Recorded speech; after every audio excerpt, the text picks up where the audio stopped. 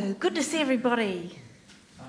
Our church is getting younger and younger. Have you noticed that? We've got like this whole young'uns section now. It's great. I want to tell you about a very difficult 17 hours of my life. I was on a plane. I was travelling from Sydney to San Francisco on my own with two small children. Matt was 1, Josh was 5. We had just flown from Brisbane to Sydney, and on that flight Josh had thrown up all over me in the first 5 minutes of the flight. And I spent most of that short flight in that, you know, those tiny little aeroplane bathrooms? Can you imagine like undressing a child, trying to get the vomit off his clothes, stuffing it down the holes of the basin, trying to get the vomit off yourself? That's where we spent most of the flight. Meanwhile, Matt, the 1-year-old, is sitting by himself, strapped into his car seat, back in the plane somewhere. I emerged from that short flight victorious. We had survived. Josh was in clean clothes. I didn't smell that bad. No one was crying. And the worst that was going to happen had happened, and I had coped admirably. I was proud of myself. I was calm, cool and collected, and I was sure that I could handle anything that the next 17 hours could throw at me. Somewhere in the corridors between the Sydney domestic arrival lounge and the international departure lounge, while juggling 2 children, a stroller, a car seat, multiple bags of hand luggage, passports, departure cards, Matt dropped his teddy bear. I didn't notice.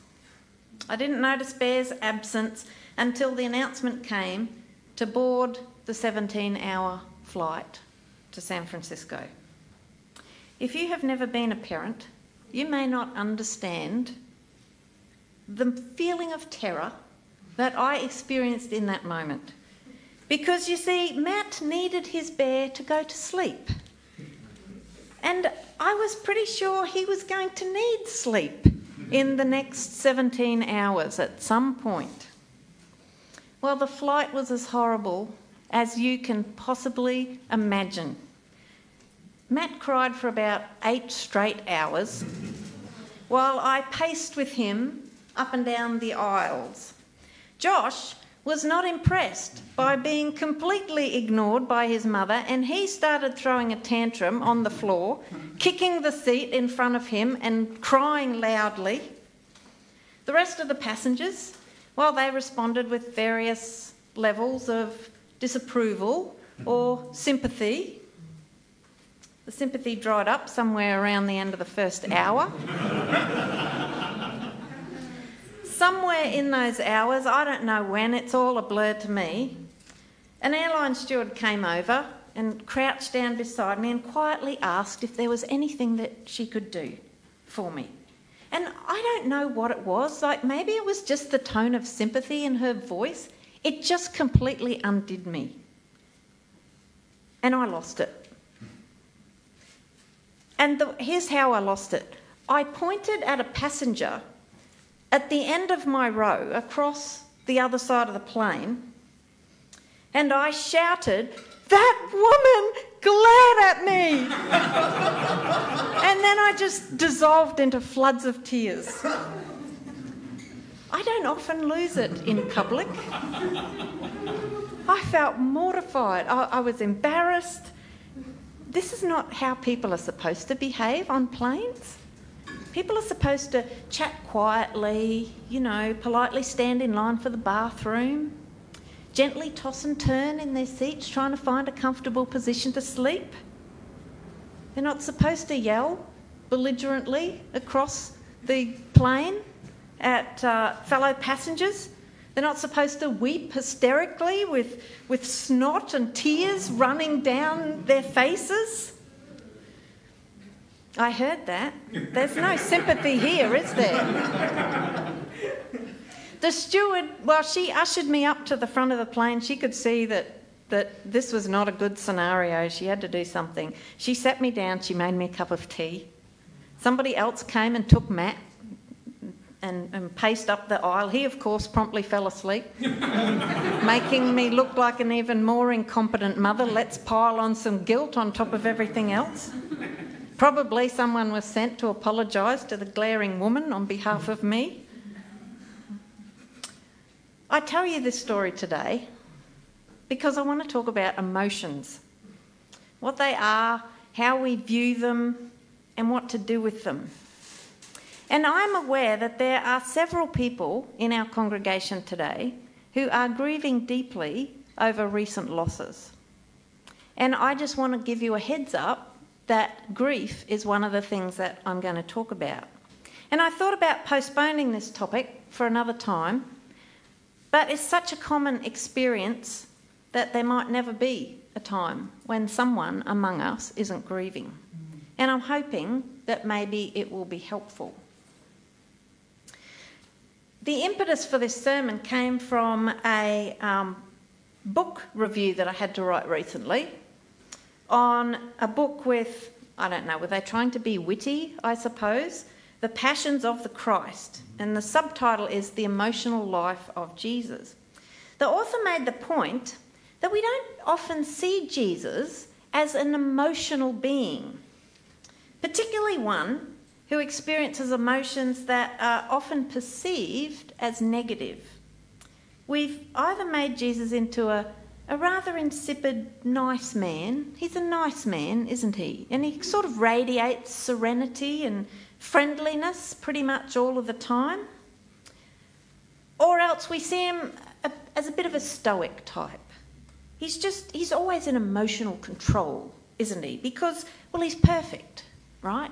He's the perfect God-man, and so he's flawless, and he goes around sort of calmly bestowing healing on people, presenting lectures on hillsides. But as you've heard in that Bible reading, that's not the picture that the Gospels consistently present of Jesus. And here's another just small sample of Jesus' words at one point to the religious leaders and religious scholars. He said, "I've had it with you. You're hopeless, you Pharisees. You keep locking people out of the kingdom of heaven. Woe to you, you frauds. You go halfway around the world to make a convert, and then you make him twice as much of a child as hell as yourselves. You're hopeless. What arrogant hypocrisy. You wash the surface of your cups and bowls, and so they sparkle in the sun, but the insides are maggoty with your greed and gluttony. Don't hold back, Jesus. You're like whitewashed tombs that look beautiful on the outside, but inside you're full of dead men's bones and foulness and corruption. You try to look like saintly men, but underneath those pious robes of yours are hearts besmirched with every sort of hypocrisy and sin." Now, I guess we can't really know with certainty what tone of voice from the words on a page. You kind of have to use your imagination. But I just can't imagine Jesus is talking here in a calm monotone, calmly stating his case. Your hearts are besmirched with every sort of hypocrisy and sin. I'm pretty sure that there was spit flying from his mouth. It sounds like his eyes are bulging, doesn't it, when you hear that? His face is turning purple. He's clenching and he's unclenching his fists, and his disciples are sort of standing around nervously wondering if the 12 of them are enough to kind of hold him back if it all gets a bit out of hand. Jesus is pissed. You know what's interesting to me is that the gospel writers left all this in. Like, they didn't have to tell it like it is.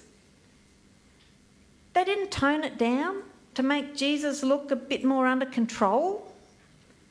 They left the spit-flying, eye-bulging Jesus in there.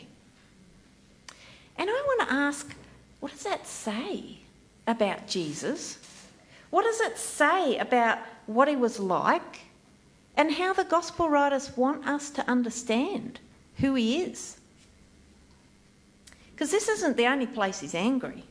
There are numerous passages, go read the Gospels, where he is fuming and he just doesn't hold back. What's really interesting is to read closely at who he gets angry at and why he gets angry. It's very enlightening. At one place, he even snorts in disgust, the same word that's used of a horse snorting. And then there's Jesus in grief. You read the story of Jesus in Gethsemane, especially in the Gospel of Mark. We're told that Jesus was filled with horror and deep distress, and they're words of intense emotional anguish. He said, "My soul is crushed by sorrow to the point of death." We're told he threw himself to the ground and began praying. He didn't kneel down. He threw himself to the ground. What sort of emotional state are you in if you literally throw yourself at the ground? I don't think he was dabbing his eyes with a handkerchief and sniffing quietly. I'm guessing that, like me on that plane, there was snot coming out of his mouth and tears dripping down. He probably wiped his nose with his sleeve. His eyes got red and swollen. Maybe his voice cracked. His shoulders heaved. He made those guttural noises that come from somewhere deep inside. Have you ever been with someone who's experiencing that level of grief? Have you ever experienced it yourself? See, I don't think we really believe that Jesus could be like this. I did a Google image search for Jesus in agony in the Garden of Gethsemane, and here's what I found. Really captures what Jesus was feeling, don't you think? Why do we have a hard time imagining an irate or deeply distressed Jesus? Why is fury or uncontrollable sobbing not part of our picture of Jesus? I think we kind of acknowledge intellectually that Jesus is human, right? But maybe we don't really believe it. Or we say, well, yes, he's human, but you know, he's the perfect human. And perfect people, well, they don't lose emotional control. Well, here in the Gospels is a picture of the perfect human, and I don't have a picture that does that justice. So we'll leave it blank. But Jesus is at times furious, with spit flying from his mouth, sobbing with great heaving breaths. That is Jesus, the truly human one. Because Jesus, the truly human one, is a deeply emotional being, and those emotions are not restricted to things like compassion and joy. They include fury and horror and deep soul-crushing grief. Jesus grieved, he sighed, he wept, he groaned, he sobbed, he cried out in despair. He was surprised, he was amazed, he rejoiced, he laughed, he was moved with compassion. And that means it's okay for us to love and grieve and weep and sob and groan and cry out in despair and be surprised and amazed and rejoice and laugh and be moved with compassion, because all of those emotions are part of being truly human. And Jesus provides a model for us in expressing, not suppressing, those emotions when we feel them. So am I suggesting that, well, the next time your boss ticks you off, you pull a Jesus Woe to you who insist on impossible deadlines and expect people to work overtime for nothing, you whitewashed tomb full of rotting maggots. I mean, you could try it, but it might not be wise. There are safe places and safe people to express emotions with, and there are unsafe places and unsafe people where it's wise to guard your emotions and sometimes temporarily rein in those emotions, put them on hold for a little while in order to protect yourself and protect others. That's just good, wise common sense. But ultimately, those very human feelings need to be felt, and it is less than human to do otherwise. So what do we do when we feel such intense emotions? The fact that Jesus had those feelings shows that there's something to be embraced, not something to be ashamed of. Jesus didn't manufacture these emotions. He didn't whip himself into an emotional frenzy, but neither did he stuff his emotions down and ignore them. He felt them. He expressed them, because feelings are meant to be felt. That's why they're called feelings. You feel feelings. And I don't know why it took me 50 years to work that out, but I finally figured it out. Feelings are meant to be felt. It's been my experience, and I hear this from other people as well, that when you feel emotions like they're meant to be felt, their intensity diminishes after a little while. And eventually you find yourself able to walk through them, to live alongside them, and even more to value them as insights into who you are and what is going on for you. Being a mature spiritual Christian does not mean being tightly emotionally controlled. It means feeling your emotions and listening to them and allowing them to reveal more about the person that is uniquely you. The book that I read, that I had to do a book report on, was a bit boring actually, but on reflection had all this good stuff in it. It talked a lot about modern theories of emotion and how emotions are a window into what is important to us. You only get angry about things that matter to you. You don't get angry if they don't matter. You only get upset, you only grieve the things you miss. So my author was interested in using Jesus' emotions as a window to discover what is important to him. And that's why I say it's really enlightening to go through and see when Jesus got angry, in what situations and at whom. And we can use our emotions to get clarity on what's important to us. So I'm wondering if you're up for an experiment right now in feeling our feelings. Now, if you're not, that's okay. Just sit there and pretend and nobody will know. Maybe you want to try this at home sometime. But if you're up for an experiment, let's do this. Sit with your eyes closed and think about a time when you felt really angry. Try and picture that moment as clearly as you can. What was going on? What was said? Who was there?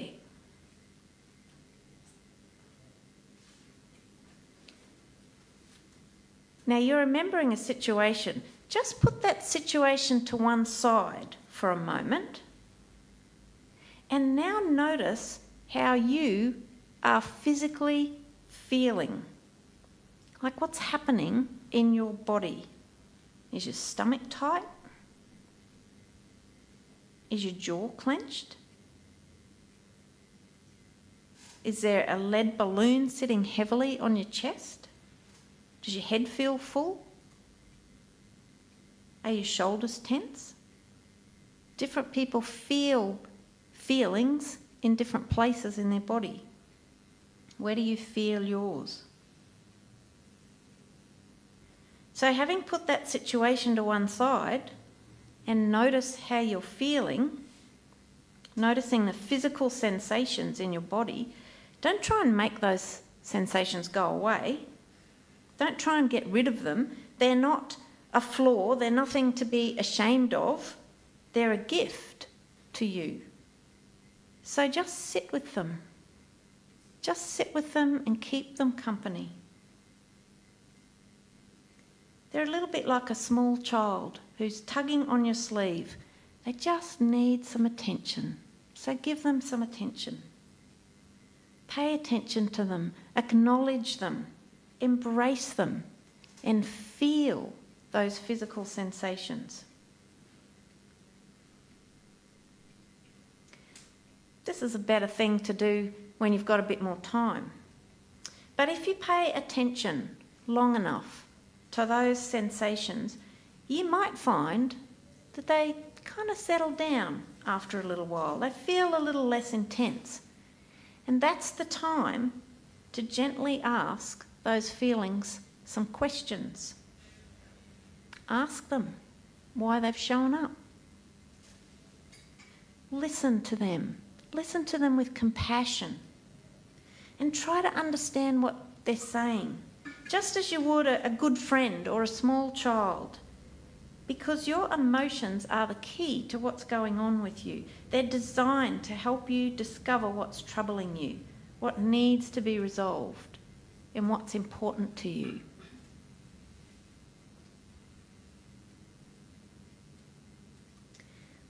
Let me pray.